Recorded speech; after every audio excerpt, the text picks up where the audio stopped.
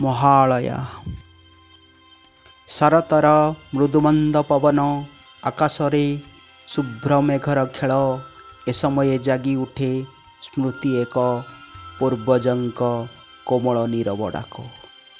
ତିଳଜଳ ଅନ୍ନ ସମର୍ପଣ, ପିତୃପକ୍ଷେ ଘରେ ଘରେ ଶ୍ରାଦ୍ଧ ଦିଆଯାଏ। ପିଣ୍ଡ ବଢ଼ା ହୁଏ ଅନ୍ତର ଆତ୍ମାରେ ଶ୍ରାଦ୍ଧର ରୂପରେ। କେବଳ ନୁହେଁ ଏ ଧର୍ମର ପାଳନ, ଏ ହେଉଛି ପୂର୍ବଜଙ୍କ ସ୍ମରଣର ପରମ୍ପରା ସେତୁ, ଯେଉଁଠି ପୂର୍ବଜ ଓ ବଂଶଜ ଏକ ଆତ୍ମାରେ ରହିଥାନ୍ତି ଏକ ଦିନ ପାଇଁ। ପିତୃ ପିତାମହ ଆଉ ପୂର୍ବଜେ, ତାଙ୍କୁ ଆଜି ଦେଖିପାରୁନାହୁଁ, ମାତ୍ର ଆମ୍ଭଙ୍କୁ ଗଢ଼ି ତୋଳିବାରେ ତାଙ୍କର ଅବଦାନ ଅତୁଳନୀୟ। ସ୍ନେହ, ଶ୍ରଦ୍ଧା, ସଂସ୍କାର ସବୁକିଛି ପୂର୍ବଜଙ୍କ ପାଇଁ ସଦା ଭୂମିଷ୍ଠ ପ୍ରଣାମ।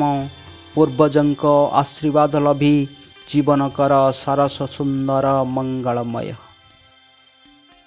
ପିତୃପକ୍ଷ ଶିଖାଏ ଆମ୍ଭଙ୍କୁ ଚେତନାରେ ରହିବାର ମର୍ମ, ଜଡ଼ରେ ଫେରିବାର ଅର୍ଥ, ସ୍ମୃତିରେ ଅମର ହୋଇ ରହିବାକୁ।